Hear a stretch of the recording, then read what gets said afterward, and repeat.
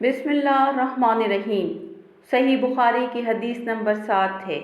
ہرقل شاہ روم نے ان کے پاس قریش کے قافلے میں سے ایک آدمی بلانے کو بھیجا، اور اس وقت یہ لوگ تجارت کے لیے ملک شام گئے ہوئے تھے، اور یہ وہ زمانہ تھا جب رسول اللہ صلی اللہ علیہ وسلم نے قریش اور ابو سفیان سے ایک وقتی عہد کیا ہوا تھا۔ جب ابو سفیان اور دوسرے لوگ ہرقل کے پاس ایلا پہنچے جہاں ہرقل نے دربار طلب کیا تھا، اس کے گرد روم کے بڑے بڑے لوگ علماء، وزراء، امراء بیٹھے ہوئے تھے۔ ہرقل نے ان کو اپنے ترجمان کو بلوایا اور پھر ان سے پوچھا کہ تم میں سے کون سا شخص مدعی رسول کا رسالت کا زیادہ قریبی عزیز ہے؟ ابو سفیان کہتے ہیں کہ میں بول اٹھا کہ میں اس کا سب سے قریبی رشتہ دار ہوں۔ یہ سن کر ہرقل نے حکم دیا کہ اس کو ابو سفیان کو میرے قریب لا کر بٹھاؤ اور اس کے ساتھیوں کو اس کے پیٹھ کے پیچھے بٹھا دو۔ پھر اپنے ترجمان سے کہا کہ ان لوگوں سے کہہ دو کہ میں ابو سفیان سے اس شخص یعنی محمد صلی اللہ علیہ وسلم کے حالات پوچھتا ہوں۔ اگر یہ مجھ سے کسی بات میں جھوٹ بول دے تو اس کا جھوٹ ظاہر کر دینا۔ ابو سفیان کا قول یہ ہے کہ خدا کی قسم اگر مجھے یہ غیرت نہ آتی کہ یہ لوگ مجھ کو جھٹلائیں گے تو میں آپ صلی اللہ علیہ وسلم کی نسبت ضرور غلط گوئی سے کام لیتا۔ خیر، پہلی بات جو ہرقل نے مجھ سے پوچھی وہ یہ تھی کہ اس شخص کا خاندان تم لوگوں میں کیسا ہے؟ میں نے کہا وہ تو بڑے اونچے عالی نسب والے ہیں۔ کہنے لگا اس سے پہلے بھی کسی نے تم لوگوں میں ایسی بات کہی تھی؟ میں نے کہا نہیں۔ کہنے لگا اچھا، اس کے بڑوں میں سے کوئی بادشاہ ہوا ہے؟ میں نے کہا نہیں۔ پھر اس نے پوچھا بڑے لوگوں نے اس کی پیروی اختیار کی ہے یا کمزوروں نے؟ میں نے کہا نہیں، کمزوروں نے۔ پھر کہنے لگا اس کے تابع دار روز بروز بڑھتے جا رہے ہیں یا کوئی ساتھی پھر بھی جاتا ہے؟ میں نے کہا نہیں۔ کہنے لگا کیا آپ نے اس دعوی نبوت سے پہلے کبھی کسی بھی موقع پر اس نے جھوٹ بولا ہے؟ میں نے کہا نہیں، اور اب ہماری اس سے صلح کی ایک مقررہ مدت ٹھہری ہوئی ہے، معلوم نہیں وہ اس میں کیا کرنے والا ہے۔ ابو سفیان کہتے ہیں میں اس بات کے سوا اور کوئی جھوٹ اس گفتگو میں شامل نہ کر سکا۔ ہرقل نے کہا کیا تمہاری اس سے کبھی لڑائی بھی ہوتی ہے؟ ہم نے کہا ہاں۔ بولا پھر تمہاری اور اس کی جنگ کا کیا حال ہوتا ہے؟ میں نے کہا لڑائی ڈول کی طرح ہے، کبھی وہ ہم سے میدان جنگ جیت لیتے ہیں اور کبھی ہم ان سے جیت لیتے ہیں۔ ہرقل نے پوچھا وہ تمہیں کس بات کا حکم دیتا ہے؟ میں نے کہا وہ کہتا ہے صرف ایک خدا ہی کی عبادت کرو، اس کا کسی کو شریک نہ بتاؤ، اور اپنے باپ دادا کی شرک کی باتیں چھوڑ دو، اور ہمیں نماز پڑھنے، سچ بولنے، پرہیزگاری اور صلہ رحمی کا حکم دیتا ہے۔ یہ سب سن کر پھر ہرقل نے اپنے ترجمان سے کہا کہ ابو سفیان سے کہہ دے کہ میں نے تم سے اس کا نسب پوچھا تو تم نے کہا کہ وہ ہم میں عالی نسب ہے، اور پیغمبر اپنی قوم میں عالی نسب ہی بھیجا جایا کرتے ہیں۔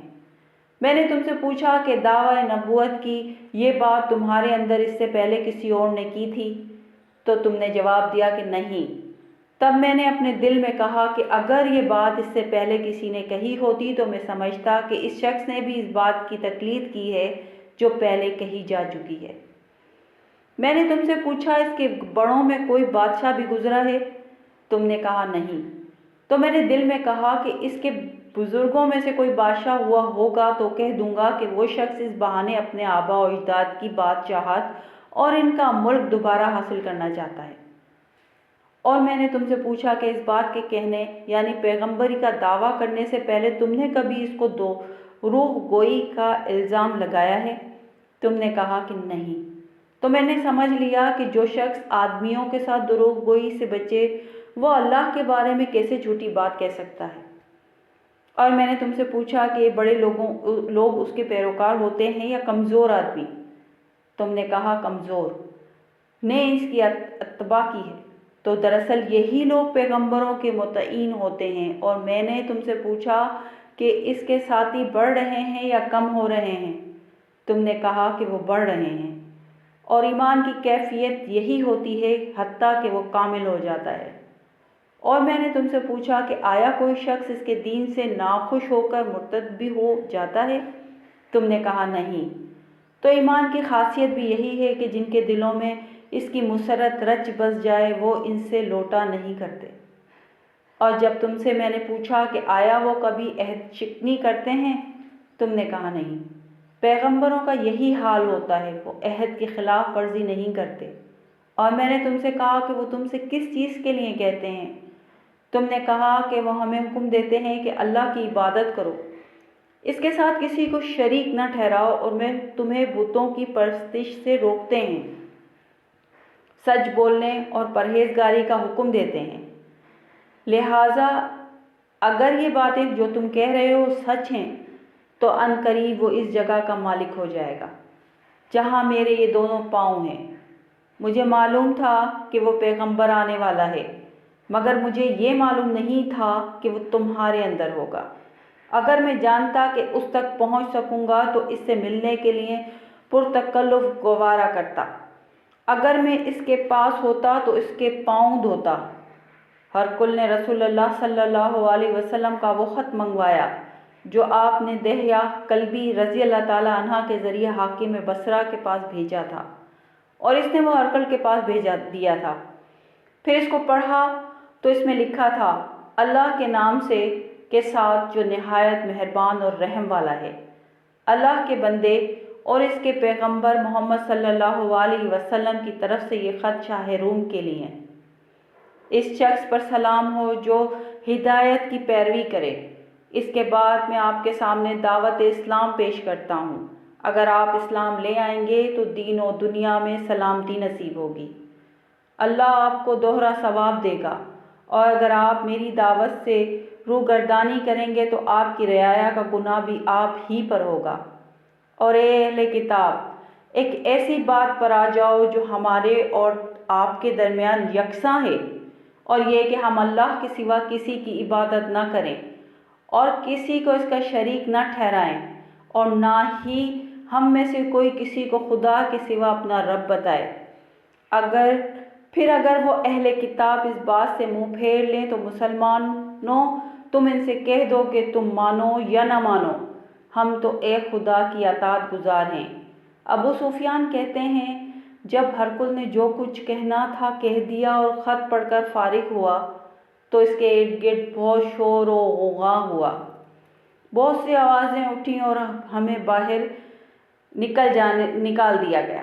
تب میں نے اپنے ساتھیوں سے کہا، ابو کشبہ کے بیٹے حضرت صلی اللہ علیہ وسلم کا معاملہ تو بہت بڑھ گیا، دیکھو تو اس سے بنی اصغر روم کا بادشاہ بھی ڈرتا ہے۔ مجھے اس وقت سے اس بات کا یقین ہو گیا کہ حضور اکرم صلی اللہ علیہ وسلم ان قریب غالب ہو کر رہیں گے، حتیٰ کہ اللہ تعالیٰ نے مجھے مسلمان کر دیا۔ راوی کا بیان ہے کہ ابن ناطور ایلیا کا حاکم ہرقل کا مصاحب اور شام کے نصار کلات پادری بیان کرتا تھا کہ ہرقل جب ایلیا آیا ایک دن صبح کو پریشان اٹھا تو اس کے درباریوں نے دریافت کیا کہ آج ہم آپ کی حالت بدلی ہوئی پاتے ہیں، کیا وجہ ہے؟ ابن ناطور کا بیان ہے کہ ہرقل نجومی تھا، علم نجوم میں وہ پوری مہارت رکھتا تھا۔ اس نے اپنے ہم نشینیوں کو بتایا کہ میں نے آج رات ستاروں پر نظر ڈالی تو دیکھا کہ ختنہ کرنے والوں کا بادشاہ ہمارے ملک پر غالب آ گیا ہے۔ بھلا اس زمانے میں کون لوگ ختنہ کرتے ہیں؟ انہوں نے کہا کہ یہود کے سوا کوئی ختنہ نہیں کرتا، سو اس کی وجہ سے پریشان نہ ہوں۔ سلطنت کے تمام شہروں میں یہ حکم لکھ بھیجے کہ وہاں جتنے یہودی ہوں سب قتل کر دیے جائیں۔ وہ لوگ انہی باتوں میں مشغول تھے کہ ہرقل کے پاس ایک آدمی لایا گیا جسے شاہ غسان نے بھیجا تھا۔ اس نے رسول اللہ صلی اللہ علیہ وسلم کے حالات بیان کیے۔ جب ہرقل نے سارے حالات سن لیے تو کہا، جاؤ جا کر دیکھو کہ وہ ختنہ کیے ہوئے ہے یا نہیں۔ انہوں نے اسے دیکھا تو بتایا کہ وہ ختنہ کیا ہوا ہے۔ ہرقل نے جب اس شخص سے عرب کے بارے میں پوچھا تو اس نے بتایا کہ وہ ختنہ کرتے ہیں۔